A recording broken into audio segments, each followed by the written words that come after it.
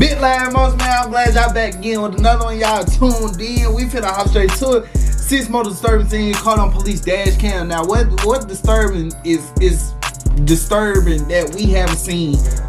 You get what I'm saying? Like, huh? We finna just hop straight into it. I ain't finna fake it. Cause, like, they do some shit. They hide a lot of it. This is the so let's see what they finna show. Delaware State Police Trooper Hassan Hollis. Hassan was stationed on a highway on-ramp right next to a stalled vehicle waiting for a tow truck to arrive when he spotted a red Buick Regal. Only minutes before, a radio call had gone out for all officers in the area to be on the lookout for a vehicle that matched that very description. I was gonna say, well, he just driving regular. Kidnapping. Hassan quickly ditched the stalled vehicle and began chasing it down the highway.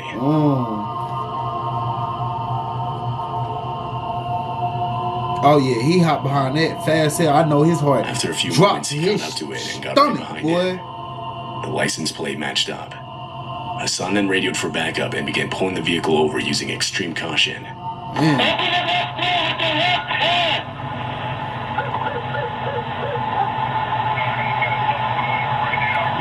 I know he scared as hell.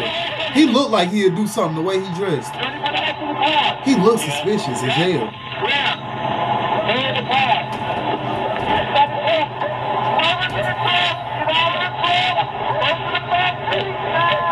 Inside the vehicle was 35-year-old Lewis Coleman. When asked if anyone else was in the vehicle, Lewis would explain how someone was in the trunk. Upon opening the trunk, police would find the remains of Jesse Correia inside of a suitcase. A suitcase which Lewis was later found to have purchased only a couple days earlier at a nearby Walmart. Along with this, he also purchased other items, such as duct tape, surgical gloves, and safety goggles. Wow. And they didn't think to ask a question? They don't care. They just there for their money. They there for their check. The unfortunate events were believed to have started at a nightclub hundreds of miles away where Jesse Correia was last seen. It's thought that this is where Lewis had lured her inside of his car. Upon being arrested, Lewis Coleman would plead not guilty. That's crazy. People be really out here scheming like that. Like, really playing and shit like that. Like, look at this sick fuck. Like, motherfuckers be really bad out here scheming with nothing more to do. Y'all be safe out here. Y'all gotta stay strapped with people like this. Like, but considering the mass amount of evidence against him, he would later be found otherwise by a federal jury. What? As of right now, Lewis is still waiting for his sentencing. Oh, that's crazy.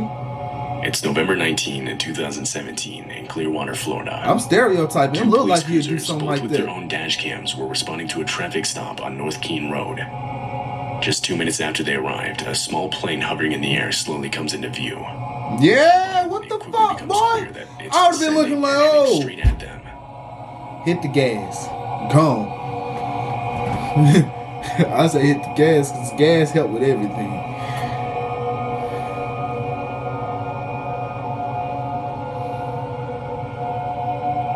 Damn. Police already knew because they was just right there chilling. The plane's right wing clips a tree while descending, causing the aircraft to spin out and forcing it to the side of the road. Oh yeah, police. Just minutes earlier, the 4-seater plane had taken off from a nearby airport. Flying it was 61-year-old Mark Allen Benedict, accompanied by one other passenger. Shortly into the flight, their engine started failing. Mark reported this back to the airport and further explained to them that he didn't think he could make it back. Mark didn't have many options, as the state of the one engine he had was only continuing to worsen. This is what forced him to crash land on the road, a road which just so happened to already have police present. Despite the terrible nature of the crash, Mark and the other passenger on board were able to walk away from the wreckage with minimal injuries. No one on the ground was injured.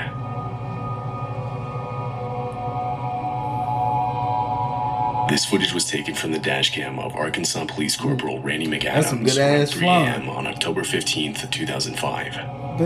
Randy had been informed of some type of crash at Hobo Jungle Park and was in the process of responding to the incident. On his way to the crash site, he would notice a thick layer of what looked like fog directly in front of him. This prompted Randy to stay put. Shortly after, his dash cam would capture this. I've got some kind of chemical smell. It's slowly drifted further south.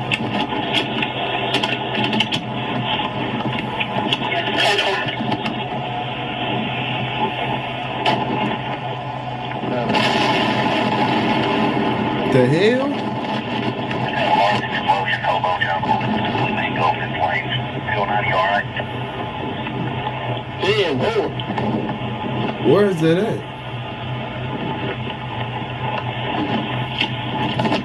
This shit must be hot. We just had a huge explosion. We've got massive fire out here on Dudley here through the yard. All kinds of stuff on fire.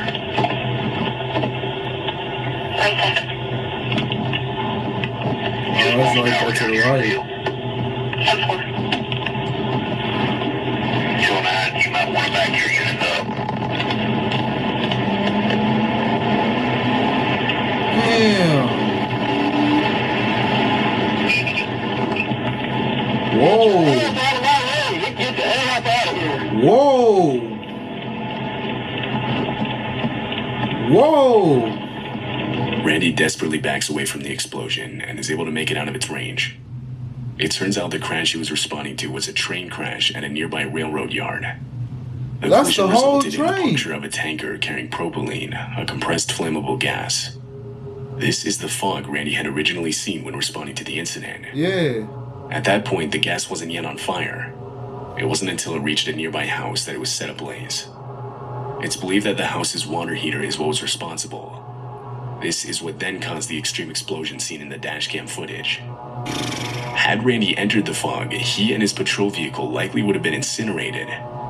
But amazingly, all police officers and even rail yard employees were out of the explosion's range when it occurred. Damn. In fact, around 3,000 residents within a 1-mile radius were I advised don't to want to hear evacuate nothing like immediately. that. Unfortunately, though, the house that had started the explosion had a single occupant, which would be the only person killed in the incident. This tragedy brought a lot of light to the shortcomings in communication methods between the police, the fire department, and those working the rail yard tower. For example, initial observations of a vapor cloud and chemical odor were not even passed down to responding dispatchers. In response to this, the city has since modified some of their communication protocols. He's smart. Lucky. This footage was taken. My on people February literally 18th, stay right next to 2022, train in tracks. That Wisconsin. shit is crazy. I don't want to hear The nothing like dash that. cam is in the cruiser That is of Officer crazy. Jeff Buettner. Jeff was patrolling the highway when suddenly this happened. What?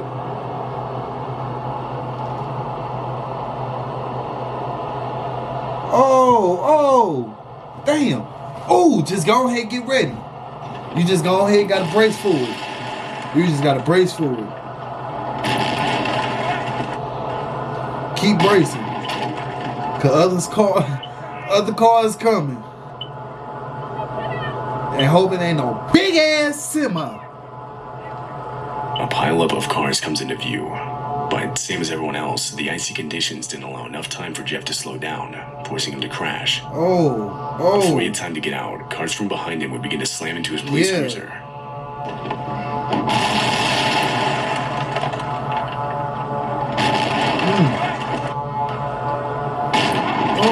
Jeff was now trapped inside of his vehicle, but still, at least for the most part, unhurt. Not long passes when a few other people involved in the crash go up to check up on Jeff. Hey, officer, are you okay? A little sore, but... I'm a little sore, but... Man, just say you alright. Damn. I'm kind of trapped right now. Just say I'm trapped and I can't get out, but I'm okay. Alright. I'm kind of trapped right here. Okay, I don't... Okay, I'm with Toronto PD. I gotta try and... I'll try and get out of here and do what I can to help you guys. I'm sorry, man. I'm trapped right now. That's okay. Hold on. Let me try and get out of my driver's seat first. Can you? It sounds like he ain't helping at all. He just sitting there watching. You got it? Oh, we got it open. You got it open? You got it open? 6 minutes would pass until Jeff was able to free himself. From there, he immediately joined in helping other stranded drivers. Oh, yeah. A total of 39 vehicles were involved in the Oh, yeah. pileup, resulting in 10 people being injured.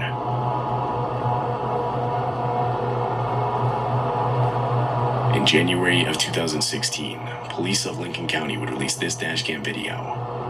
Driving the cruiser is Deputy Jeremy Gatney, who was on a routine patrol in the area at the time. As he nears an intersection, Jeremy notices an obstruction in the roadway. That's when he realizes it was moving and coming towards him. He slows down and turns on his lights as he gets closer, before realizing what he was actually looking at. Is that a child?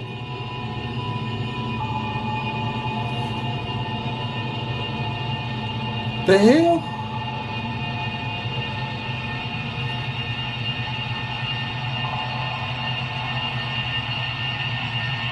What's going on?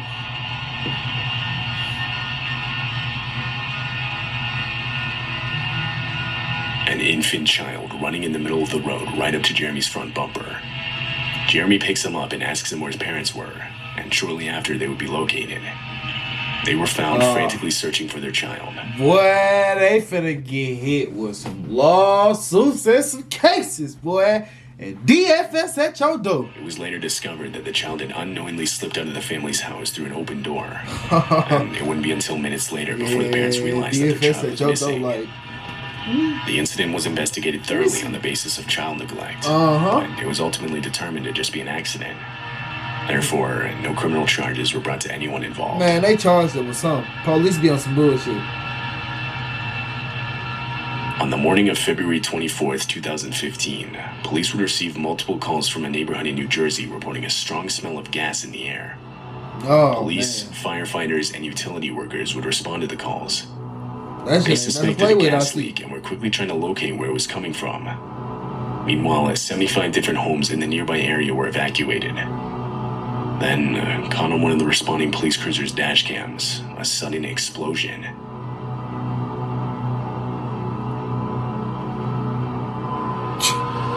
Damn.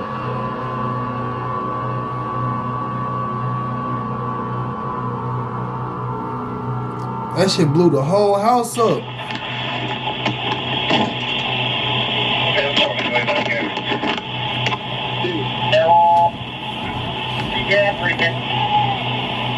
The explosion sent debris from the house flying out in every direction throughout the neighborhood.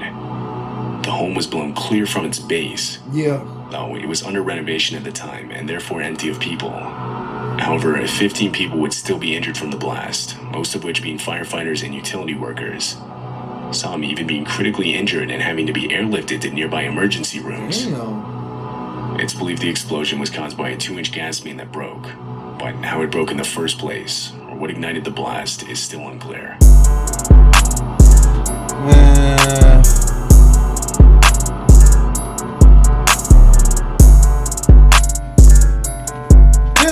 Man, y'all see what's going on. Let's hear that video. Get down that, man, tune in, hit that red button. Y'all know what I'm saying. Hit that like button, subscribe, get down in the comment section, tell me what videos y'all want me to do. And I'm out.